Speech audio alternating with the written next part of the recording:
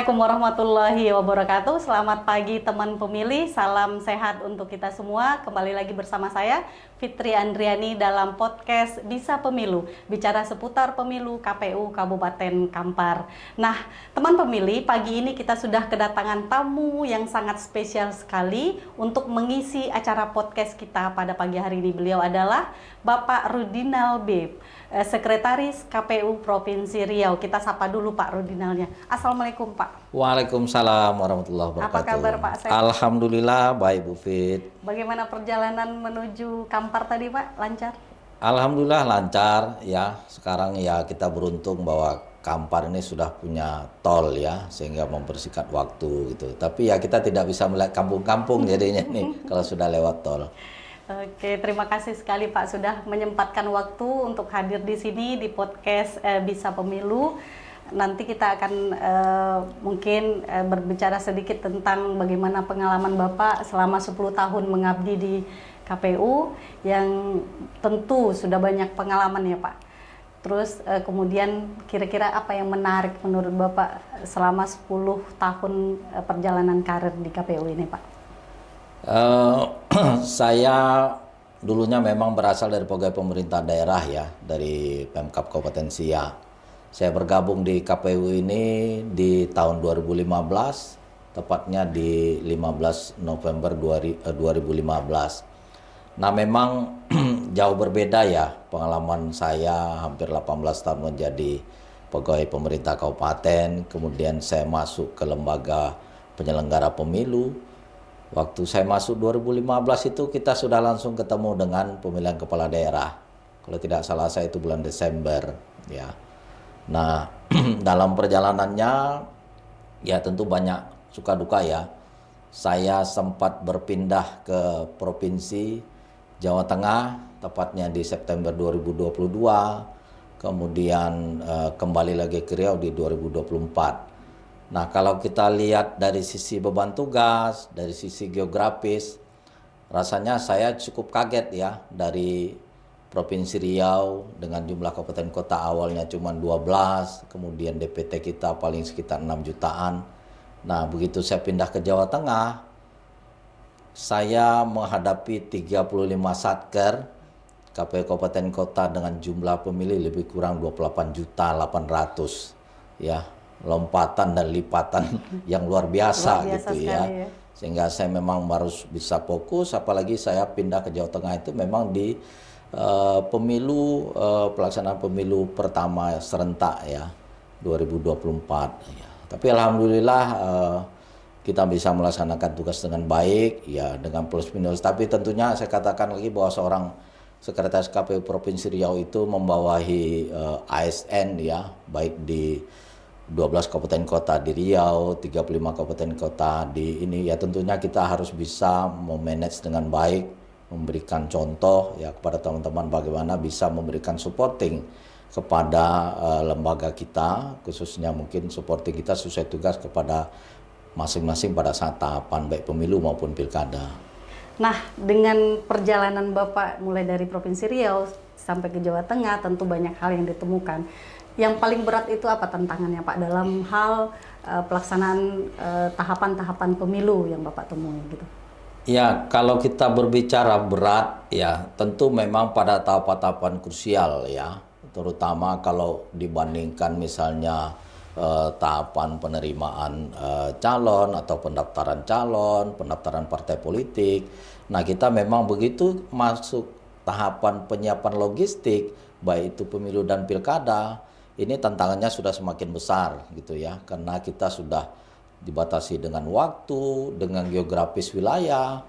Ya, teman-teman bisa bayangkan kalau dulu kita di Provinsi Riau hanya 12 kabupaten kota, ya mungkin geografisnya sebagian memang ada yang memerlukan perlakuan khusus.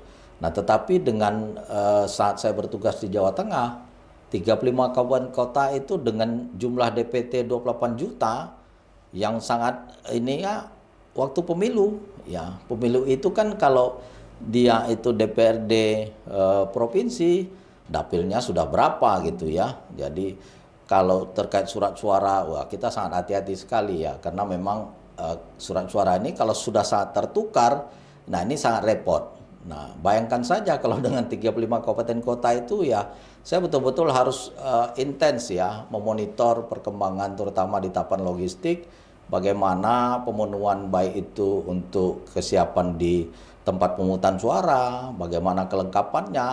Nah, ya alhamdulillah teman-teman KPU Kabupaten Kota, baik itu teman-teman komisioner dan sekretariat itu bisa terus berkomunikasi dengan kita. Dan memang ada beberapa regulasi yang menguntungkan kita, terutama dalam proses pengadaan di pemilu maupun di pilkada. Oke, nah ini kan Bapak membawahi sejumlah kabupaten kota seperti yang Bapak sampaikan tadi dengan segala tantangannya. Kemudian bagaimana cara Bapak membangun budaya kerja yang kolaboratif antar kabupaten kota ini sehingga seluruh tahapan alhamdulillah kalau untuk di Provinsi Riau maupun mungkin barangkali kemarin di Jawa Tengah dapat terlaksana dengan baik, Pak. Ya, kalau ini yang pertama ya, kalau kita sudah memasuki tahapan baik itu pemilu maupun pilkada, yang penting kita yang pertama itu komitmen kita harus satu gitu ya. Bagaimana tahapan pemilu, tahapan pemilihan kepala daerah ini bisa berjalan dengan baik. Nah, artinya sinergi itu baik secara kalau kita bilang ya sekarang istilah luring daring ya, tapi secara face to face dengan waktu saya berusaha ya selama ini terutama mungkin kena geografis Jawa Tengah itu ya tetap mengingatkan teman-teman dan kalau perlu kita turun langsung ya ke KPU Kabupaten Kota memberikan supervisi kepada teman-teman bagaimana bisa melaksanakan tahapan dengan baik. Intinya ya kita harus tahu bahwa tujuan lembaga sebagai penyelenggara pemilu maupun pilkada, bagaimana kita bisa melaksanakan semua tahapan yang sudah diatur di regulasi bisa berjalan dengan baik dengan tidak mengesampingkan regulasi-regulasi yang ada gitu ya, sehingga memang trust kepada KPU ini bisa semakin meningkat. Bagaimana kita bisa bekerja dengan baik, penuh integritas, ya transparan juga dalam bekerja, dan kita tidak membeda-bedakan ya, artinya memberikan layanan itu sama adil kepada semua kontestan baik itu di pilkada maupun di pemilu. Nah, seperti yang Bapak sampaikan tadi sebenarnya di kelembagaan KPU ini memang agak unik ya Pak ya dibanding kelembagaan lainnya. Mungkin ada pesan yang mesti Bapak sampaikan kepada teman-teman ASN ataupun P3K di lingkungan KPU dalam menyikapi tugas berat penyelenggaraan pemilu ataupun pilkada. Begini ya, kita memang dalam pelaksanaan tahapan pemilu maupun pilkada ini sebenarnya secara regulasi dengan adanya komisioner dan sekretariat itu tentu kita berharap sebenarnya ada kolaborasi ya, khusus untuk ASN ya. Saat ini kita memang kan sudah selesai melaksanakan tahapan pemilu, tahapan pemilihan kepala daerah. Nah tentunya untuk seorang ASN itu tetap harus meningkatkan kompetensinya ya. Kita sudah membuat teman-teman apa yang sudah kita lakukan di pemilu, di pilkada, ini perlu kita lakukan evaluasi di mana hal-hal yang mungkin harus kita perbaiki, harus kita tingkatkan. Ini tentunya saya berharap itu bisa menjadi semacam daya dorong teman-teman untuk meningkatkan kemampuan individu seorang ASN ya.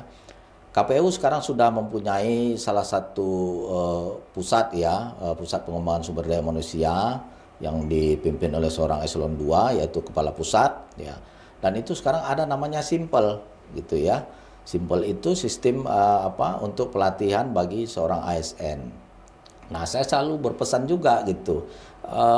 Jangan kita selalu berharap luring lah karena dengan era sekarang ya teman-teman tidak harus belajar, harus berangkat meninggalkan tugas gitu ya.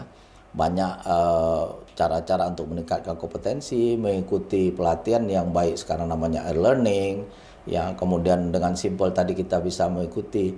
Nah, ASN ini saya berharap tidak memilih ya, artinya walaupun itu mungkin seorang sarjana hukum, mungkin dia mengambil nanti pelatihan yang berkaitan dengan disiplin ilmu, tetapi sebagai seorang ASN kita berharap kita itu mempunyai multidisiplin ya secara keilmuan, karena bekerja di KPU ini ya saya katakan tadi kita bagaimana mensukseskan satu tahapan ya untuk memerlukan dukungan semua sumber daya gitu. Nah, saat-saat tahapan tertentu kan kita memerlukan semua teman-teman itu bisa paham terkait tahapan yang akan dilaksanakan. Nah, makanya saya bilang tadi, silakan saja teman-teman memilih ya, karena sekarang ini memang ada ASN yang kalau sudah ditunjuk jadi PPK menolak, jadi pejabat pengadaan. Nah, dan itu sebenarnya untuk karir seorang ASN ya, untuk peningkatan karir itu juga menjadi pertimbangan dari pimpinan gitu ya. Karena ya katakanlah saya misalnya menilai seorang ASN yang mungkin akan dipromosikan menjadi seorang pejabat eselon 3 ya, sekretaris maupun kabak, tentu kompetensinya akan saya lihat gitu. Nah, makanya saya bilang teman-teman ASN jangan malas gitu ya, jangan ragu untuk mengikuti tambahan namanya untuk ilmu pengetahuan. Kalau kita pikir misalnya ASN itu mau saya ini kan ya seorang dengan kompetensi A, seorang dengan kompetensi B, dan ini punya nilai plus, kita pasti akan mempertimbangkan yang punya nilai plus. Nah, jadi saya berharap teman-teman ASN khususnya di Satker KPU Kabupaten Kota seluruh Provinsi Riau ya, tingkatkan kompetensi, kemudian bangun kolaborasi dan lakukan kolaborasi dengan baik dengan komisioner. Saya pikir itu ya, Upit ya. Oke, baik, terima kasih sekali Pak. Baik teman pemilih, demikian tadi harapan dari Pak Rudinal sebagai Sekretaris KPU Provinsi Riau sekaligus pembina kepegawaian di tingkat Provinsi Riau. Nah, demikian tadi podcast kami bersama Sekretaris KPU Provinsi Riau Bapak Rudinal. Terima kasih atas perhatian teman pemilih. Mohon maaf apabila ada kekurangan. Wabillahi taufiq wal hidayah. Assalamualaikum warahmatullahi wabarakatuh. Waalaikumsalam. Terima kasih.